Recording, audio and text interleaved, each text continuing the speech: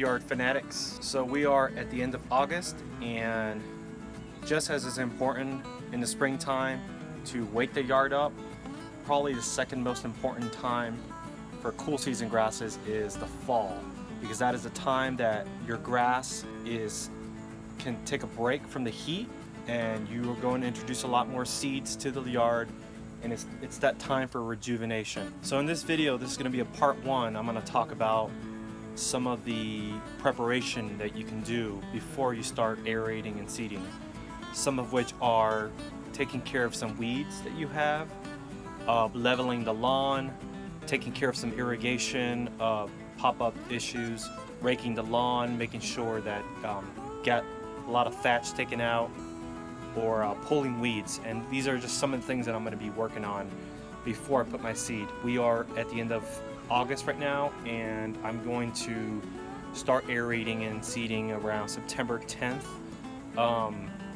Last year I aerated and seeded in October 1st, and everything turned out fine, but my only regret was I wish I started a little sooner, because I wanted to mow the lawn a lot more and get that grass a lot more mature. Let's take a look at the yard. Took quite a beating this summer. It's looking really pathetic.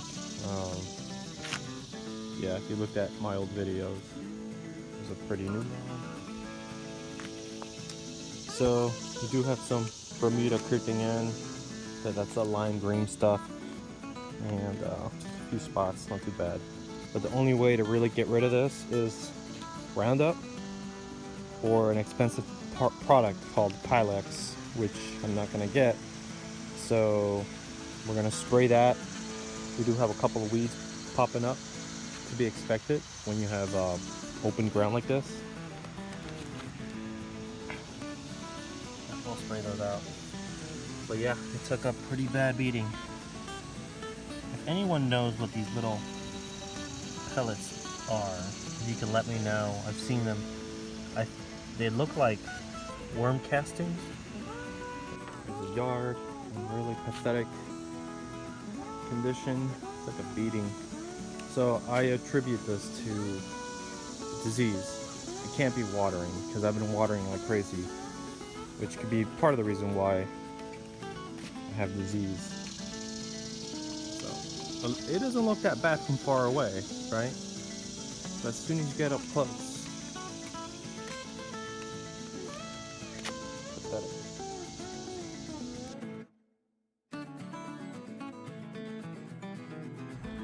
This is my neighbor's section of the mailbox, and I've talked with him and we've agreed that I was going to convert this into grass.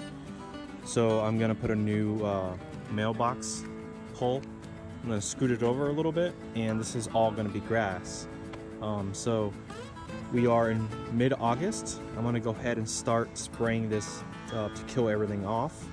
Part of the reason why I'm starting early is because it does take some time to kill the weeds, but also I kind of want it to grow back out, and then I'm going to kill it off again, because I want to make sure that this area is completely, all the seeds that are kind of waiting to grow, I want them to grow so I can kill it all off.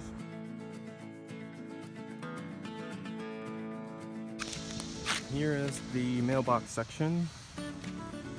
I killed everything off with Roundup and leveled it out, put some compost, so this is ready to go, looking nice and clean.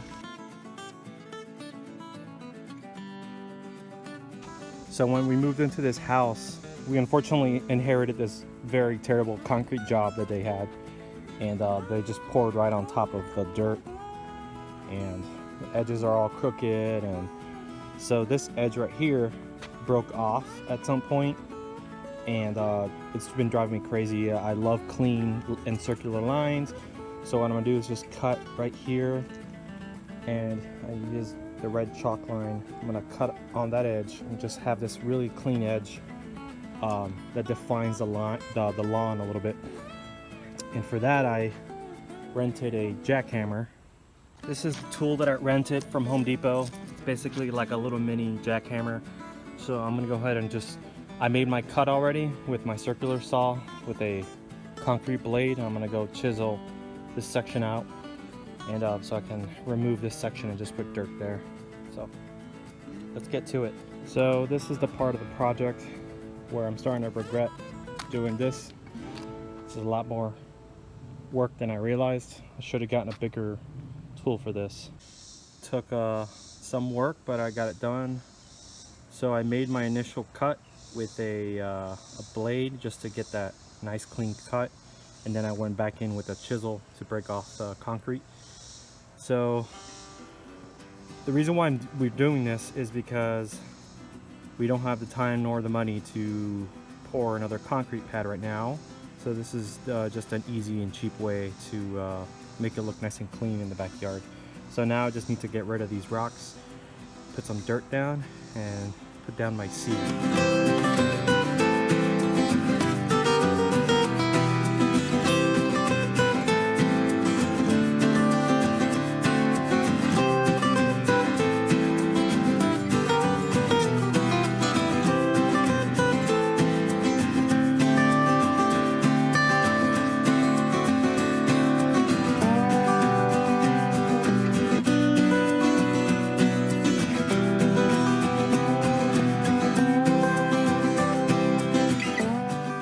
So about a month ago, I installed this piece of wood, this pressure treated wood at the edge here to kind of control the erosion that's happening here. So I am just gonna fill this area up and level out the bottom of the soil here. So yeah, I put it all the way across to kind of help me define the lawn a little bit more.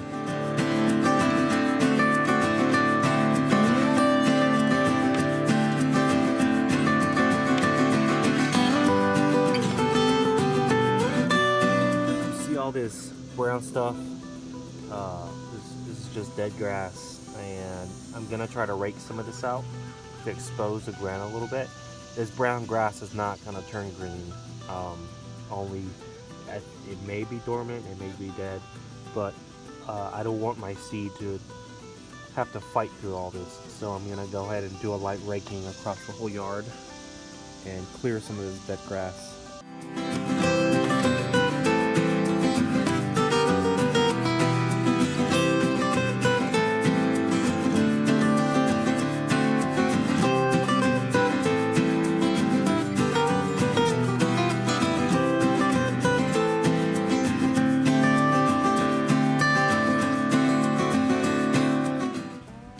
Well, nothing worse than mowing a yard that's ugly.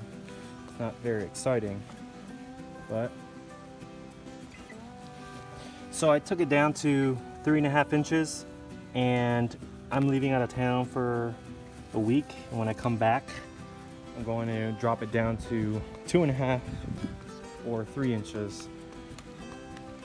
And in my part 2 I'll explain why I'm doing that, but this is in preparation for aeration and seeding.